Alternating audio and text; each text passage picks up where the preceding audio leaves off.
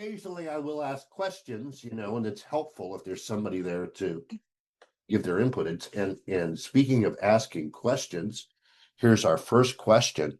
And I think it's an important question in a class like this. So, what do you guys think philosophy is? Now, I'm going to give you a definition, but I'm not going to give it to you yet. I am curious. You signed up for the course. What do you think is going on here? What is philosophy? What do you guys think philosophy is? Do you want us to raise our hand or just, No, you just oh, yeah, we'll figure it, just like no one's speaking, I'm gonna speak. We okay. don't need to go through all that stuff. My name is Naja. The Naja, P good is to meet silent. you. Yeah. So that's how you pronounce it. And I think philosophy is like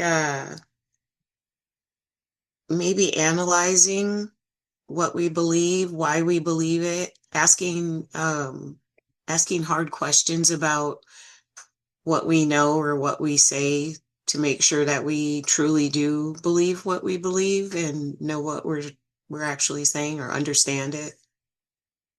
Fantastic. I think that's a great answer, and that encompasses a lot of what philosophers do is a critical analysis of concepts and words and definitions and arguments and making sure we know what it is we're talking about. And that applies across disciplines. And so one of the things that we're going to find out about philosophy is that philosophy is useful in a variety of different contexts. And so, yes, that is a lot of what philosophers do, particularly contemporary philosophers. Very good. Other people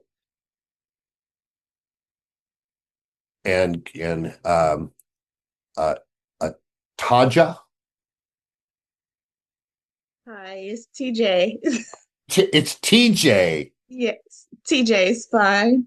Fan Um, okay, TJ, you posted something, and that's great. You can answer, or you can just post something if you don't feel comfortable in talking. But you said, I think it's how we apply logic to things. Fantastic. And you want to elaborate on that? just basically like how we process or maybe justify certain ideals or like how we are able to make sense of things as they are or as we see them. TJ, I love your invocation of the concept of justification. And justify is a word that we're going to use a lot, and it has a very specific meaning in philosophy. And trying to justify our beliefs, try to justify our ideas. Fantastic. Wow. These are very sophisticated answers. And thank you very much. I like that. Oh, anyone else before we move on? I have to agree. Those are some really good answers and covers Okay, kind of yeah, what yeah, um fantastic. I was just gonna say it's your belief system, your creed, what you wholeheartedly, regardless of your background or experiences, just I don't know if morals might be at play, just something that you believe. And I like how TJ said justify your actions, and then um is it not Naja? How you said it's your belief. So I'm gonna piggyback on your guys' answer because they were really good. Yeah, But philosophy is just short answer for me would be just your what you believe yeah, and how you do things and based on I that. like that you and now we're beginning to see that this term philosophy Hmm. is kind of is packed with a lot of goodies inside, right? Yeah. There's a lot of stuff rolled into this concept. Yes. Yes, Yes. sometimes it is, and sometimes one of the things that we're going to do in this course is we are going to talk about the big picture. And uh, generally, when people use the term philosophy in a non-academic context, Mhm. thinking about, well, what do I believe? And Mhm. what is the world really like? And Mhm. what is really going on out there? Does God exist? Yeah. Humans have free will. What is the nature of the mind? Do I have a soul? Is there a supernatural realm? Do I have a purpose here? Mhm. What is a good life? How do we live a good life? Mhm. What is justice? What is fairness? All of these questions come up in the context of philosophy and what we believe and why we believe it. And if we begin to put, TJ and Nadja and your own, we roll these into kind of one thing. We're getting an idea of what philosophers do and why a course like this is so interesting, but Mhm. also why a course like this is so challenging. Mhm. Yeah. I Yeah, because we'll agree. be doing all of this stuff, right? Yes, fantastic. That's wow, what a great start. I have a really good feeling about this class. Um, so what do I do here? Well, I think I need to be clear about exactly what I do because we're going to be talking about a lot of things that are very important to people. So my job, first of all, is not to tell any of you what to think or what to believe. It's just not my job, right? Uh, that's your job. And I'm not going to do the work for you. I'm not. You have to come to your own conclusions about all of these things. And I'm that's just not what I do. And it can be a little bit frustrating because unlike a lot of classes where, there are black and white answers, there aren't black and white answers to a lot of these questions. In fact, there may not be answers to some of the questions that we ask, but this is not really a class about answering. It's a class about asking. And I know that sounds like a cop out, but I hope that you could if you buy into that a little bit, we'll accomplish a lot more. Because there are certain types of people who just want to know and they can't leave things just psychologically, they can't leave things unsettled. And they need to have certainty. And philosophy, like science, is not a discipline that lends itself to the pursuit of certainty. It's always about asking questions, making things a little bit clearer, perhaps, but not coming to an absolute final answer. And so my job just is not to provide answers to you. Okay, I know that's frustrating, but go with me on this. So what am I doing here? My job is to give you a set of conceptual tools that will make thinking about these questions easier. Because it's very difficult to get to right answers, but it's easy to get to wrong answers.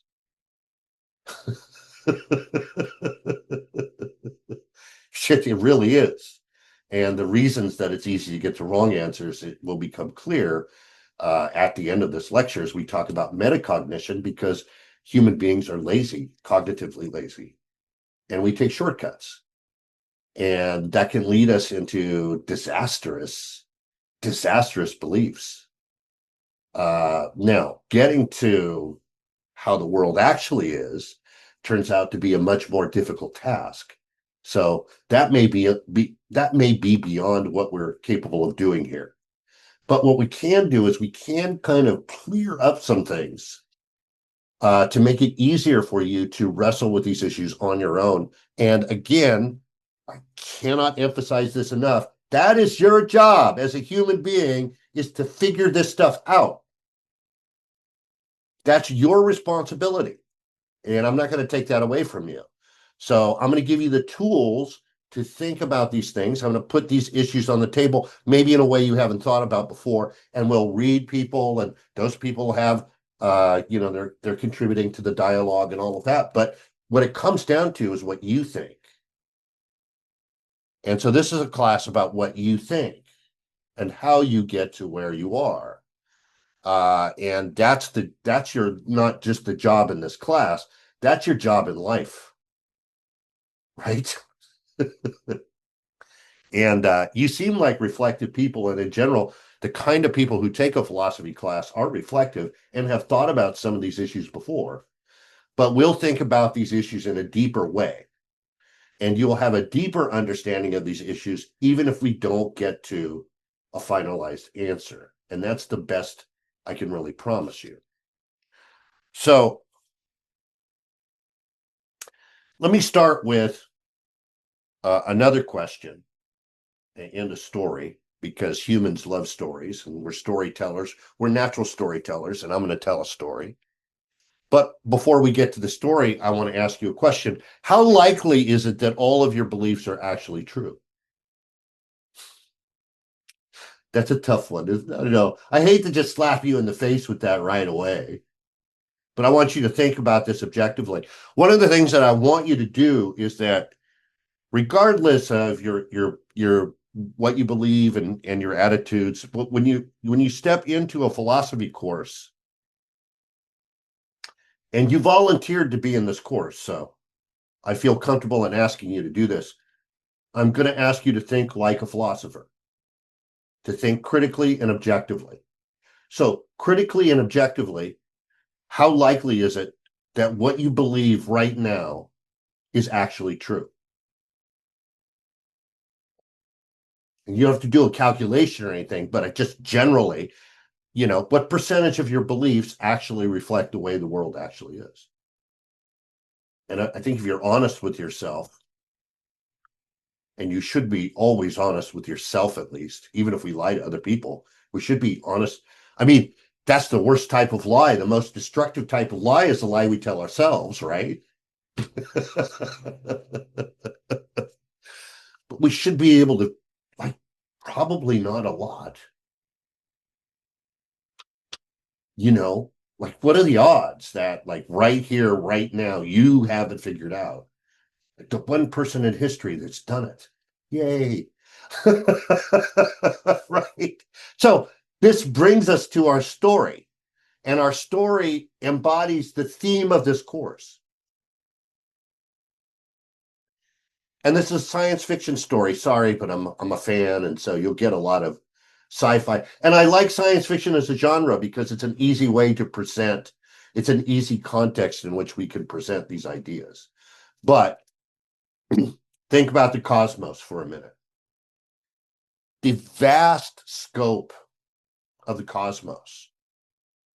There are approximately 200 billion galaxies in the universe, 200 billion galaxies. And in every galaxy, there are over 100 billion suns. I can't comprehend that. That just, talk about mind-blowing, right? It's huge, vast. In orbit, here's our story, in orbit around just one of those suns is a small planet, insignificant planet, right? On the surface of this planet lives a tiny carbon-based organism, which has never even ventured beyond its own solar system. This organism has very few senses and relies primarily on a limited spectrum of light to interact with its environment. The lifespan of this organism is ridiculously short, generally only lasting a few dozen of its solar years. The cognitive capabilities of this organism were shaped by selective pressures that focus primarily on avoiding predation and reproducing. So it's good at those two things, but not much else. Beyond that, it's capable of only the most rudimentary calculations. Anybody want to see a picture of this organism? Yes. There it is. In its environment. And despite its limitations, it has this annoying character trait that it believes it knows everything. It thinks it knows everything it needs to know about the universe, but it doesn't. How could it? How could it?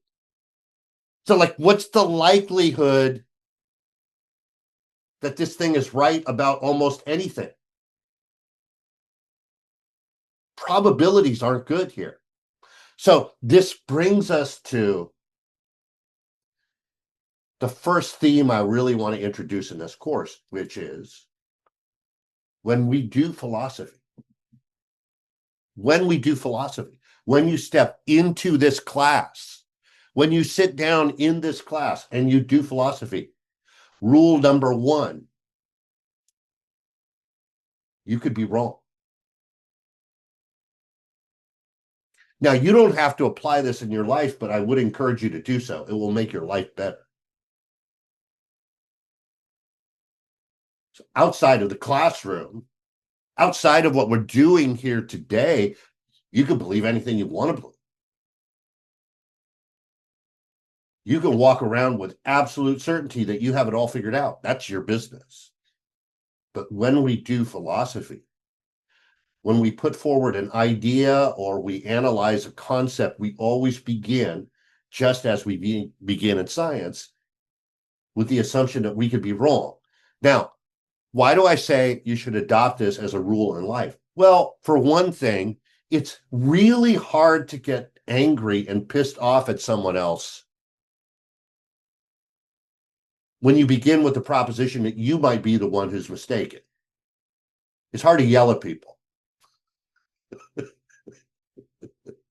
You know, when you could be when you could be the jerk, it could be me, right? I keep having these conflicts with people. Wait, hold on. Maybe it's me. When you start with that, when you start there, you look at things a little bit differently. So this is a really good attitude to have, not just in philosophy, but generally in life, because it will help you engage with people. And even ultimately, if you disagree with people, you may come to find, well, I can understand why they believe what they believe. And you'll have the advantage because people who walk around thinking that they know everything or thinking that they're certain about things, they will never have the opportunity to learn anything. Think about it that way. If you already know everything, there's nothing to learn. And that's why these people who are in search of certainty tend to be uninteresting people. They do. Because they already know everything, so what's the point, right? When you begin with the proposition that you could be wrong, you're at least open to the possibility that every interaction with every person that you meet, you could learn something. It doesn't mean that you have to accept their position, but you can at least learn why they think the way they do. And that's very useful, right? So wait a minute, Professor, you just told us that we should make up our own minds, and I'm pretty sure about what I believe. Do I have to give up my values to be part of the philosophy class? Answer, of course, absolutely not, right? Absolutely not. I would never ask you to compromise your own personal beliefs. What you believe is your business. But when we do philosophy, I am asking you, I'm requiring you, as we do philosophy, to have an open mind, at least while you're in the class. We will discuss many provocative and challenging ideas. So while you are in this class, I will expect you to make a good faith effort to engage with these ideas productively. And I also expect you to provide some justification for your views. And this, I think it was Naja or TJ who talked about justification. And so, yes, this is a class about justification. It is a class about not simply having an opinion. Everybody has an opinion. But to have an opinion you can justify with some type of logical argument or some type of evidence. And to be able to evaluate that claim in terms of the strength of the arguments and evidence for that claim. So It's not enough to just say, well, I just believe this. In your own life, that's fine, but not in a philosophy course. In a philosophy course, if we have an idea, we have to have evidence, we have to have justification for it. Now, there is a limit to how much justification we can provide. And when we talk about epistemology, which is the study of knowledge, we're going to realize, hey, there's a kind of rabbit hole here when we're providing evidence and justification, because every claim needs some type of justification. Where does it end? And that's a problem. But that problem does not relieve us of the attempt to justify our beliefs. Okay? Now, after class is over, the rest is up to you.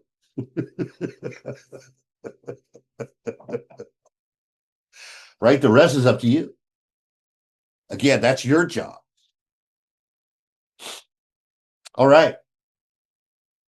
Any questions so far? Oh, man. I love this. So, what is philosophy? Now, my training is in the Western philosophical tradition. I have some, and we will be talking about different things like Buddhism and the Bhagavad Gita. But we'll talk about primarily the Western philosophical tradition because that's just my background. But all cultures at all times have had philosophers, for sure. These are intercultural, universal questions, timeless questions for the most part, because human circumstances are, although environmental circumstances change and cultural circumstances change and historical circumstances change, humans are pretty much human, right? Everywhere they are. And so we've always asked these types of questions. But what is philosophy? What do we mean by philosophy? So the word philosophy, as you probably know, or maybe you don't know, comes from two Greek words, philo and sophia. And literally, this can be translated to mean the love of wisdom. That's not useful. That's really not useful. I don't think so. I mean, it's poetic. It doesn't tell us a whole lot about what we should be doing. And yeah, okay. And in the most general sense, when ordinary people use the term philosophy in a non-academic way, what are they talking about? Well, okay, your world. What is my philosophy? My worldview. Sheena, I think you talked about this. My beliefs, the framework of ideas by which I understand the world. Is the world completely physical? Is there a supernatural world? How do we understand the world? How do we interact with it? All of those things. Is there a God? Yeah, that's philosophy. All of that. All of those questions fall within the conceptual umbrella of philosophy. Yes. But in an academic sense, and now we get to what Nadja started us off with, philosophy refers to a method of systematic conceptual investigation characterized by reliance on logic and rational argument. So it's a method of thinking about the world. It's an approach to the world. It's a thing that we do. So it's a verb. It's an action. So we're investigating phenomena in a systematic way, relying on logic and rational argument primarily. So while philosophy is concerned with these big fundamental questions like what is reality? Does God exist? What are the limitations of knowledge, moral values, ethics, reason, mind, language, the meaning of life? And we'll talk about all of those things. But philosophy is also a way to approach the world. It's a method of investigation. Now, this is similar to science. And there's a lot of overlap between philosophy and science.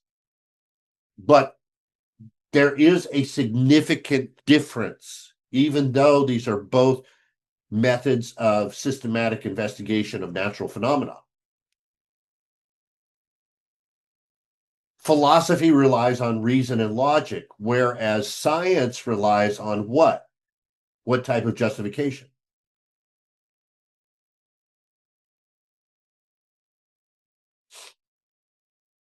What makes science science? Evidence. Yeah, evidence, good, facts. Yes. What type of facts? What type of evidence? um, Things that are tested and then an outcome. What kind of things can you test?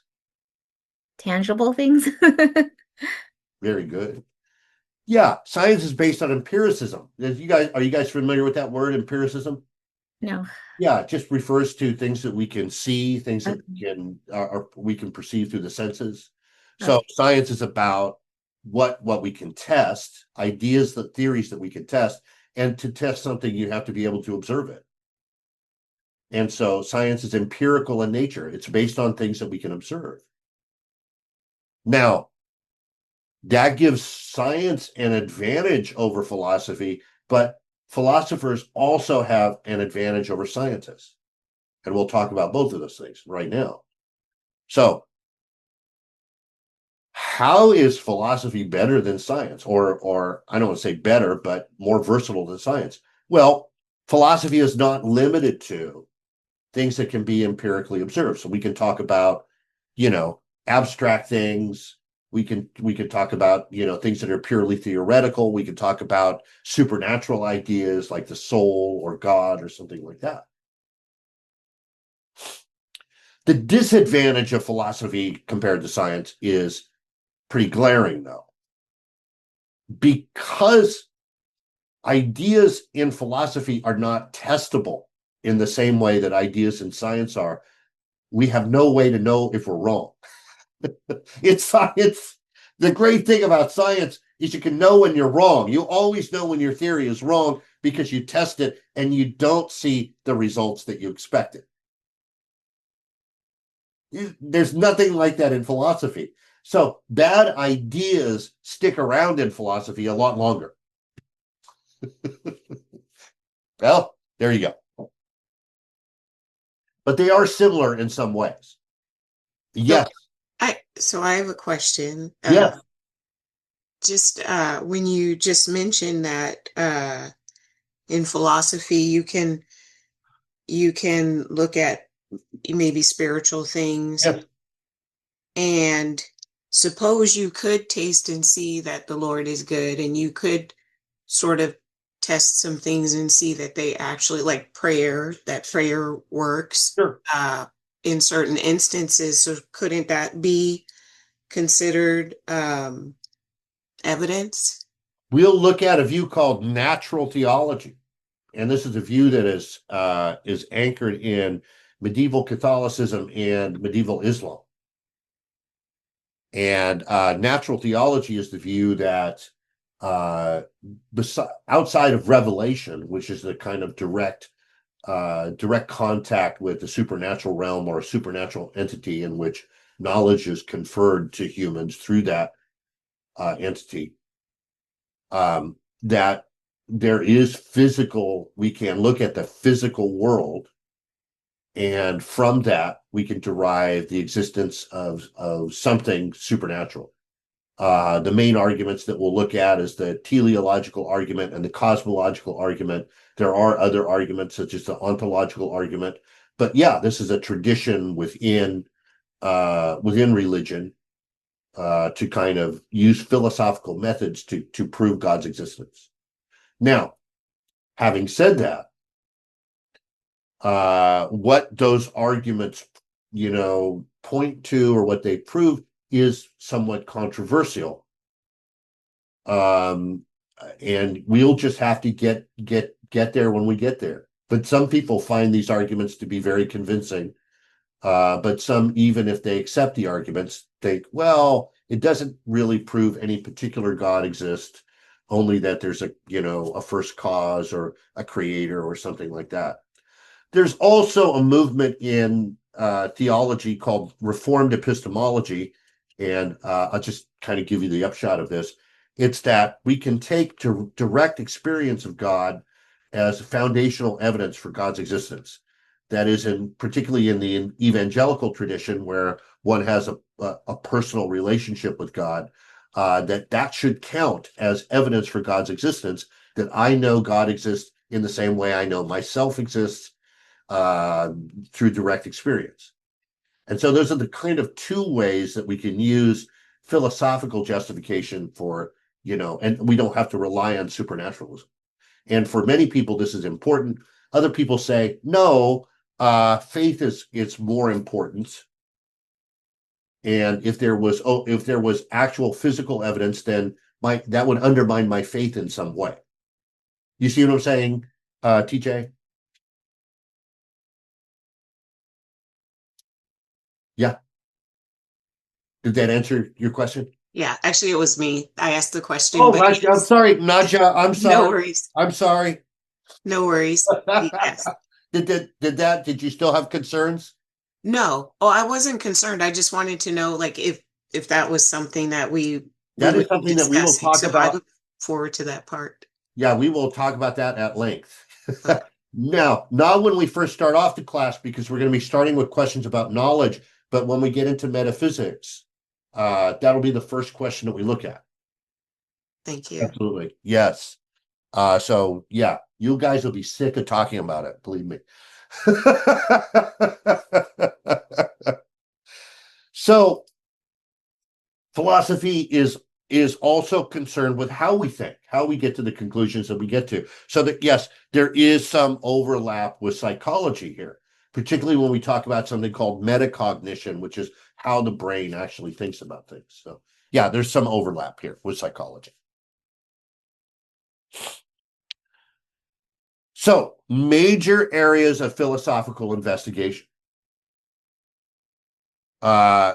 Usually when we approach this, we can kind of break philosophy as a discipline, as an academic discipline, down into kind of subsections. And what are those subsections? Well, one is metaphysics. And metaphysics attempts to answer the question, what exists? What is real? What types of things are real? What is really real? And this is that's the most fundamental question you can ask, right? What is real? And so you could see how the questions about God's existence or the supernatural would be fundamental to metaphysics. And just to kind of give you a preview of this, you kind of have two camps. You have people who say, well, only physical things are real. And we refer to these people as philosophical naturalists. You have other people who say, no, in addition to the physical world, there's also a supernatural world or a transcendental world that cannot be perceived through the senses. And we call these people supernaturalists or transcendentalists. Now, I began the course with epistemology, and epistemology is just a fancy word for questions about knowledge. What can we know? What are the limitations to our knowledge? Now, I hope you could see how these two questions would be related, because it might be the case, and I'll just tell you, it probably is the case, that we probably can't get to how the world actually is through human cognition. We can't experience reality directly because reality is always mediated by the senses and the brain. So there may be limitations on what we can know and what we can't know. And these are questions of epistemology. What is true? What is the meaning of truth? What are the limitations of knowledge? How do we know what we know? Can we know everything through the senses? Is there knowledge that transcends the senses? And so, yes, some of these questions are related to metaphysical questions, right? But I begin the course with this question, what can we know? And how do we know what we know? And then finally, like, how should we live? Normative questions. And here, this completely goes beyond what science can do, because we start talking about what should be. How should we behave? Ethics.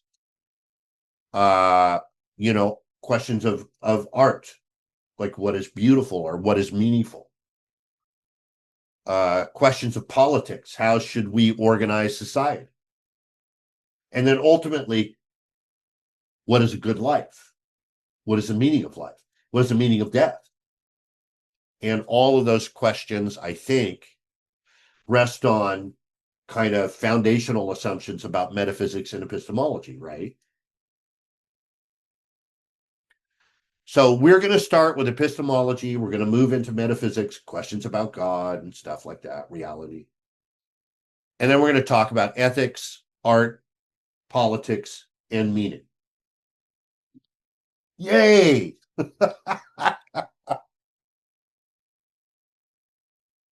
Yay. Is philosophy still relevant? Once upon a time, philosophers like Plato, Aquinas, Spinoza, Leibniz, Descartes, Kant, Hegel,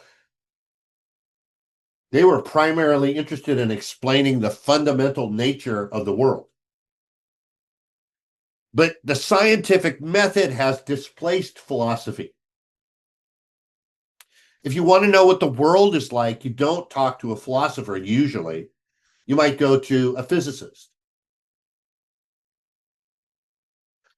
So is philosophy still relevant? Well, I argue, yeah, absolutely it is, for reasons we have already talked about. Most contemporary philosophers are interested in conceptual analysis, clarifying the language and concepts used in many other disciplines.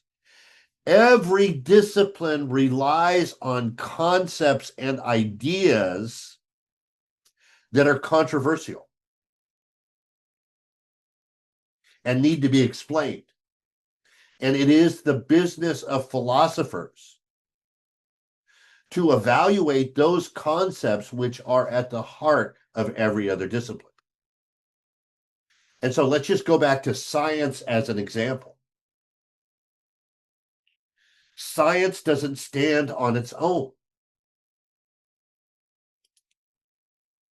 When we talk about something like science or anthropology or psychology or physics or economics even, we're talking about assumptions, methods, foundations, definitions, descriptions, implications. All of those things are relevant to philosophers. And so using, say, physics as an example, many of the terms and methods used in science by physicists require philosophical analysis. What is an explanation? What is a verification? What is an observation? Like when you test an experiment, what is actually an observation? What is coherence? What is causation? What is induction? The problem of demarcation. All of these are philosophical problems. But these questions have to be answered before you can even do science. So philosophy is inescapable. And so whatever your academic discipline is, it relies on assumptions and methods that are subject to philosophical investigation. Do you guys see that? So would the concept that our perception of reality apply to this? Going back to metaphysics, I think you're asking. Yeah, absolutely. How do we know what is real? Actually, it turns out that the world is much different than we think it is. Anybody who has just even a rudimentary understanding of quantum mechanics understands that the world acts in ways that are completely alien to our experience, that we're not aware of. Yeah. So these what is reality? What is our perception of reality? How do they differ? Fascinating stuff. But yes, we will also tackle the big questions. And these, I think, are questions that you guys have thought about before. What are some of the big questions that we will look at? Well, is the world, getting back to this, our conception of reality, is the world completely physical? Do all things ultimately reduce to material properties? That would have astounding implications if that were true. That would preclude existence of the soul and existence of God as we generally understand God. So is the world entirely physical? Does it reduce entirely to quarks and leptons and bosons and all of that? Or is there something more? Right? Can we know what is real only on the basis of sense experience? Or is there another way to gain knowledge? Is there an extrasensory way to understand the world? So here we can think about revelation and mysticism. The idea that there is an unseen transcendental world, and the boundary between the physical world, our world, and that world can be pierced somehow, and knowledge can be gained. And so you think about various accounts of revelation, the angel Gabriel appearing to Muhammad in the cave and writing the surahs of the Holy Quran on his heart, or Moses coming off, seeing the Mount Sinai, the flaming presence of God directly. The angel Moroni appearing to Joseph Smith and telling him about the lost tribes, and all of these are accounts of human beings who encounter a supernatural entity and gain knowledge through revelation. Right. So is that a legitimate way to gain knowledge, or should we discount that? Because the only way to get knowledge is through the senses and through reason.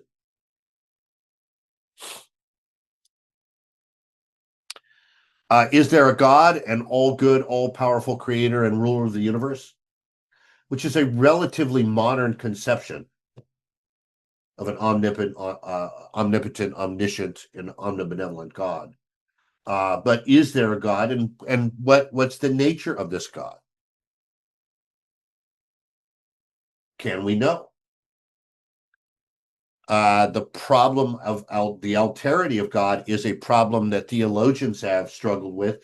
If you have a Catholic background, you're probably familiar with Aquinas, and Aquinas struggles with this idea that a perfect God would be incomprehensible to our minds, and so that the words that we use to describe God would be at best analogous, right?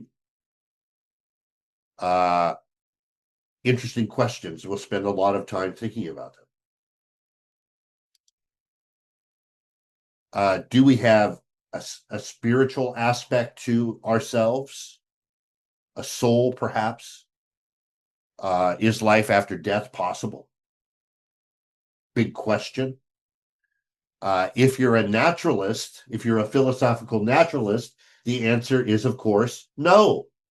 We're just atoms, organic tissues, and death is annihilation. But perhaps there is a soul, a spiritual entity that is attached to us in some way. Although that brings up many attendant problems of how does an immaterial thing connect with a physical presence? Very difficult objection. Are human choices governed by mechanical forces beyond our control, or do we actually have free will? Great question. And a lot turns on this question because our Just take for one example the justice system. Our criminal justice system is constructed on the idea of mens rea, that the person who commits a crime does so voluntarily and is therefore a bad person. But what if it turns out that our choices are dictated by mechanical forces or psychological forces that are entirely beyond our control? Interesting question, isn't it?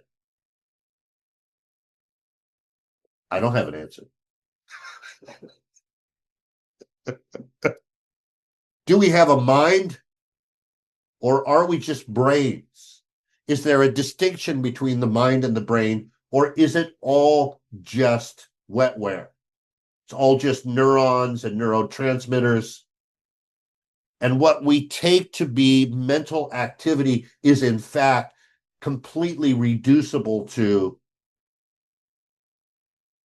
a physical substrate. Interesting question. We'll talk a lot about the nature of consciousness, and there are competing views of what consciousness is and how consciousness works. And they're all controversial.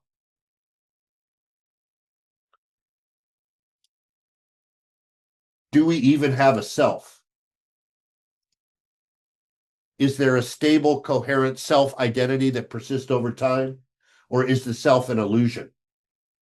Is the self just a narrative construct that the brain creates that changes moment to moment, essentially, depending on what is happening outside the organism?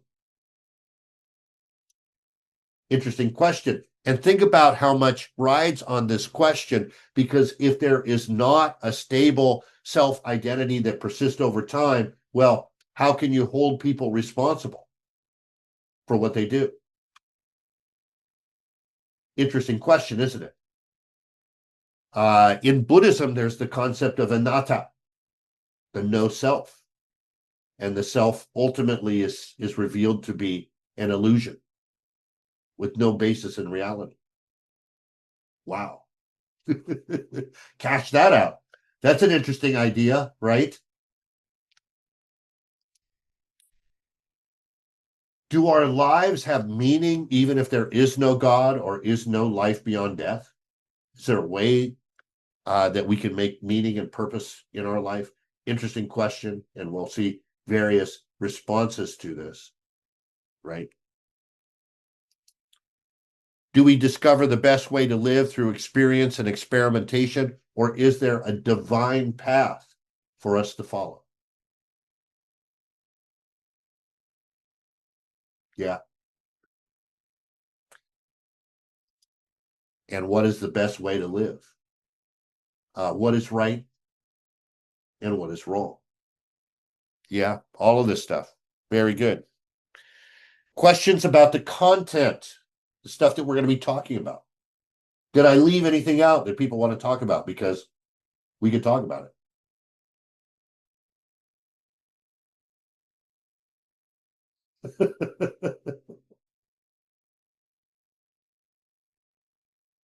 All right, let's talk about thinking. Now we can go back to our question.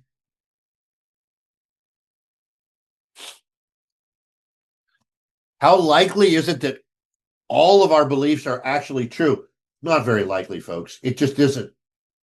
We have to have a sense of humility. We have to recognize our limitations. There's just some things we may never be able to know, important things we may never be able to know. And the chances that, think about my life. Here I am, my life in the short time that I've been here. And I'm older than most of you, but it's a very, very short time that I've been on this planet.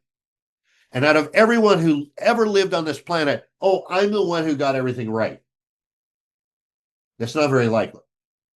So I have to start with a sense of humility that I could be mistaken, I could be wrong. And so maybe it's a good thing to listen rather than talk.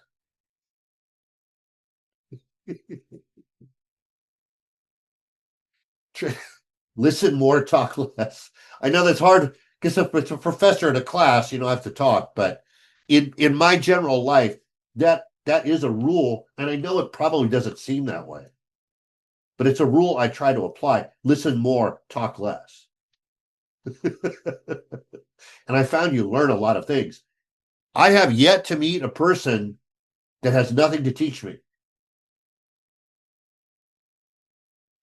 Even if it's something bad, I can learn from this person. Right? And we've all had that experience. You're like, well, at least they can serve as a bad example, right? But there's something to learn.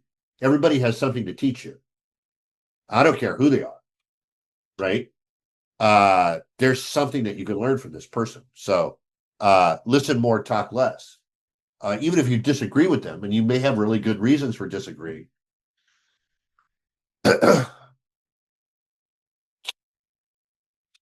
I don't know if you guys have noticed this, but the world is filled with misinformation. Has anybody noticed that? Some really bad stuff going on out there. The world is just filled with BS, and there's a lot of people out there trying to manipulate you, a lot of people trying to use you to get something from you, and some of these are very sophisticated people.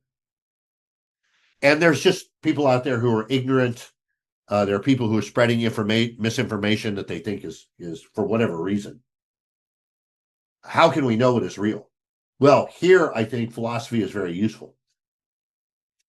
Philosophy can help us combat our natural tendency towards bias, irrationality, and general cognitive laziness. It should not be a surprise to you that most people are cognitively lazy. Myself, we all are. If there's an easier way to do something, we will do that easier thing, right? It turns out that learning things about the world is hard. Surprise, right?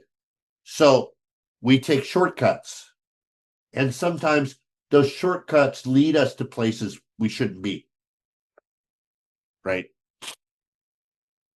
So what we're talking about right now is something called metacognition, thinking about thinking, seeing our limitations, seeing what we're good at and what we're not good at as human beings. And here we're going to borrow from psychology directly. Have you guys taken a psych course, an intro to psych course? Yeah, I would encourage you to do so. It's very valuable, right? The human brain is a beautiful and complex instrument. It is, truly is. But it has developed in response to specific challenges that were important to survival and reproduction of our ancestors, rather than as an objective truth discovering machine. The brain is not an objective truth discovering machine. It is not. It is good at some things. We are really good at some things, but we are terrible at other things.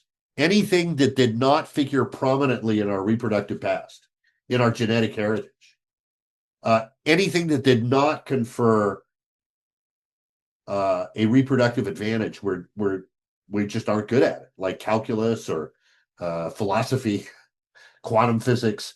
Those things, who cares if our ancestors were good at quantum physics? It would not have helped them. And so genetic phenotypes that were associated with that did not get passed down with a high representative frequency in the gene pool, just did not. So our brains are not well adapted to perform functions that did not figure prominently in our developmental past. That's just the way it is. Consequently, we suffer from numerous cognitive limitations. Our brain is not equipped to solve complex philosophical, mathematical, or metaphysical problems. I'm not saying we're stupid. I'm just saying that we have, if you want to do quantum mechanics or calculus or think about metaphysics, you're at a disadvantage.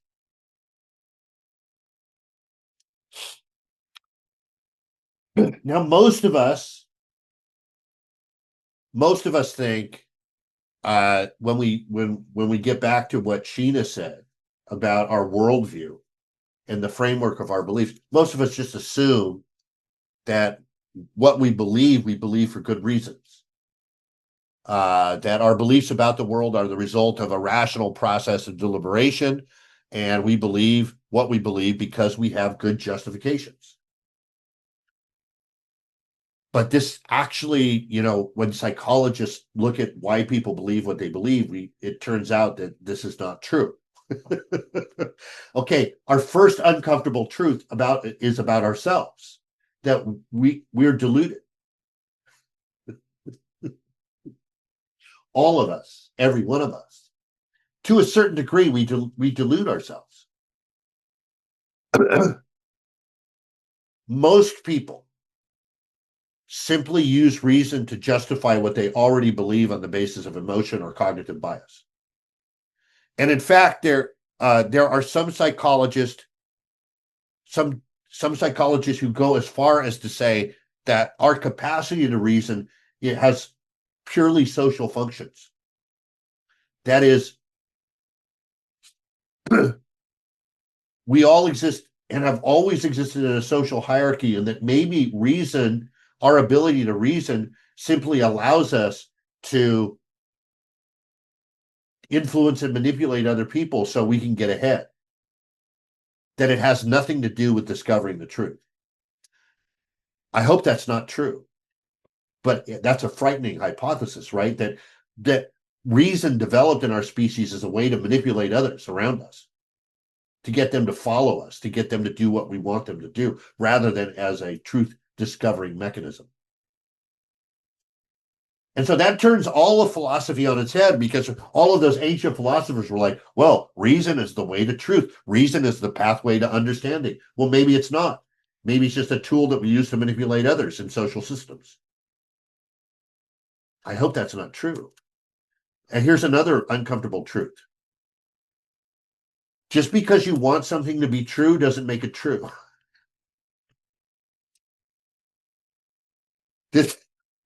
And you all know this, but you don't know it, right? There are things we desperately want to be true, and we look for evidence to support these things, and of course we do find some evidence. But simply wanting an idea to be true doesn't make it true. And I know that seems obvious, but that's how we live. A lot of us live in a world of magic and wish fulfillment. And that's just the way it is. So when we ask ourselves, and we try to train ourselves as philosophers, it's not enough that an idea makes us feel good. And there are ideas out there that will make us feel good, and we should be on our guard. When we hear an idea and we click with it, and we connect with that idea, and we're like, yes, this idea fits in my worldview. This idea, I really like this idea. I want this idea to be true. Then, as philosophers, we should always be on our guard. And we should ask these questions. How do we know? How do we know that's true? What is the source of our belief? Can we even explain our belief to someone else? That's a problem. If you find yourself having difficulty explaining your justifications or reasons to another person, then you may want to evaluate that belief or reevaluate that belief. What type of evidence? Here's a good one, okay? And this comes up and be very careful when you write a response to this, because it's in the reading question. What type of evidence would you accept that would change your mind? If you say there's no evidence that I would accept, that belief is unjustified completely. Again, that's okay in your personal life, but in philosophy, it's not. There has to be some evidence that you would accept to abandon your belief. And you should have that evidence in mind, and not only have that evidence in mind, but be looking for that evidence. And that's hard to do.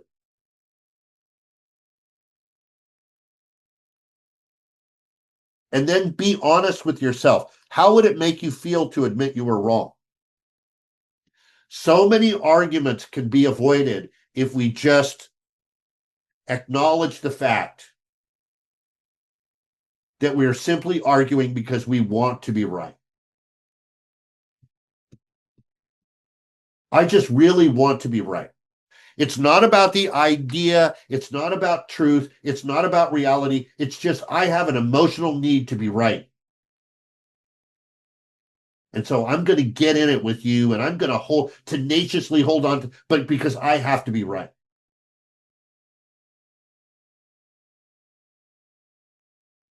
That can be very destructive, particularly in personal relationships, right?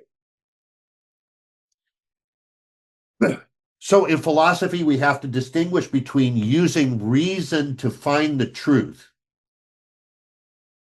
and using reason to simply justify what we believe because we believe it, right? So this is reasoning versus rationalization.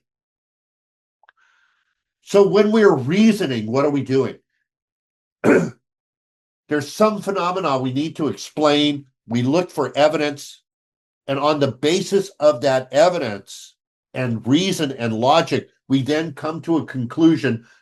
Maybe we don't get the certainty, but what is probably true? And that's a phrase we will use a lot in this course. What is probably true? Where does the evidence point? We begin with the evidence and then we come to a conclusion. When we are rationalizing, we start with the conclusion. And then we look for evidence to support that conclusion. And we accept only evidence that fits with our worldview or our belief. And we dismiss counter evidence. And so we select, we cherry pick, we select evidence to justify a conclusion we already believe.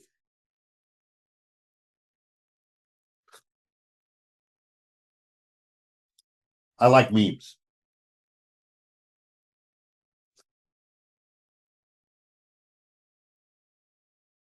So you're not doing your own research, you're just Googling until you find some nut job who agrees with you. Folks, you can find evidence out there for any proposition. That doesn't make it true. Now, there's a writer named Yuval Noah Harari. I really like this writer a lot. And Harari's hypothesis is that truth is overrated. Truth is not really motivating most people. Most people are not interested in truth. And the truth does have value, but it's not what brings people together. And Harari is very interested in what motivates people to identify with each other. Like what unites us as a tribe or a nation or a people. And it's not truth. It has nothing to do with truth. It's about stories. It's about compelling stories. We tell stories. The story is what motivates us, not the truth of the story.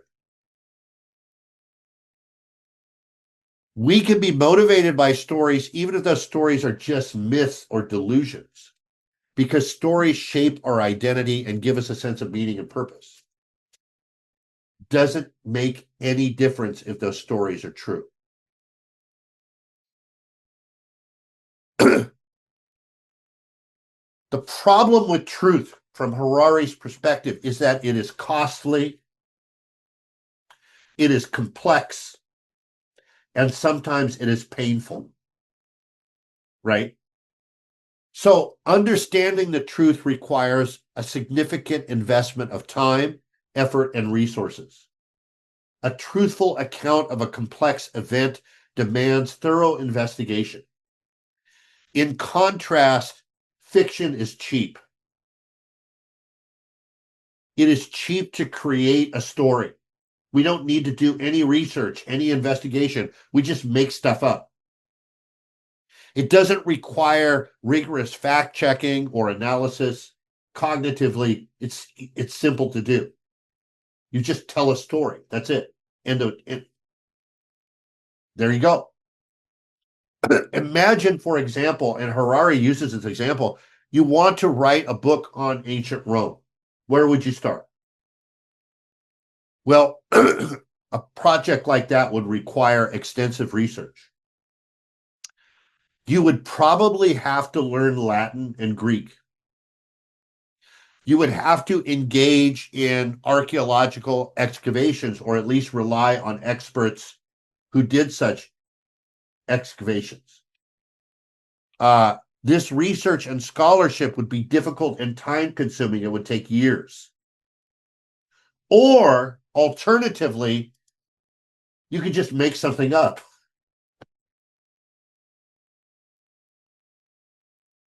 A fictional narrative could be simplified and created without any need for any research at all. You wouldn't have to do anything. You wouldn't even have to learn Latin. And a fictional narrative could also be made to conform with our biases and expectations. So we would just make up a story. The complexity of reality can also make it difficult to grasp the truth. For example, understanding the causes of a pandemic, like the plague or like cholera, requires comprehending numerous complex scientific concepts. That is very difficult to do. Fiction, conversely, can be tailored to appeal to our preferences for simple narratives. People don't like complexity, and the truth is complex. You know what is simple? A story, a lie. Finally, sometimes the truth is uncomfortable. I don't know if you guys are following stories of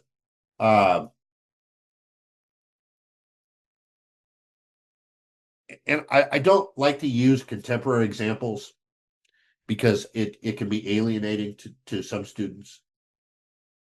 But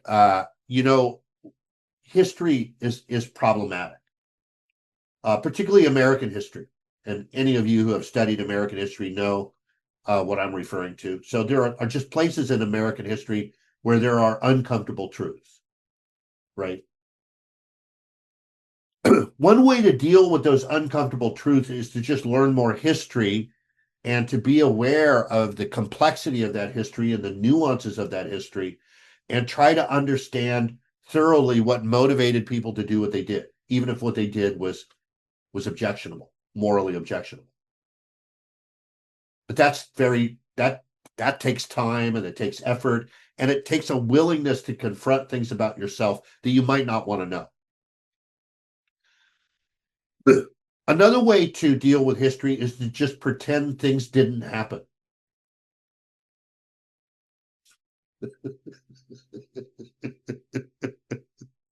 Or to create an alternative version of events that bypass all the ugly parts. Why not just do that? You see the problem? And it's not just history in general, our own history as well. We can look at our own past, and we can confront the places where maybe we didn't live up to our own code or our own sense of what we should do.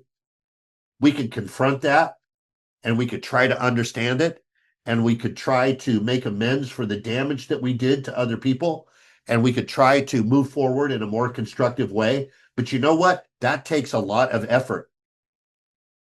What could we do? What could we do instead of that? You can compartmentalize and project. Yeah, we could blame the people that we hurt. We could just pretend like none of that happened. You guys see the problem with this? What's easier? What's the easier thing to do, TJ? See, I'd say to like compartmentalize and place blame on yeah, somebody else. and we all do this to some degree, right? We do. That's part of what makes us human. It's like these are part of just it's who we are in a way, right? We do it collectively, we do it individually. We try to rewrite narratives and say, well, that wasn't as bad as it seems, or maybe that didn't happen at all, or maybe those people deserved it. These are things that we say. Why? Because it's hard to confront the truth. But if we want to change, if we want to make things better, if we want to improve things, it's essential that we do start from a foundation of truth, isn't it? Am I optimistic that people are just suddenly? No, I'm not at all, but that's just the way it is.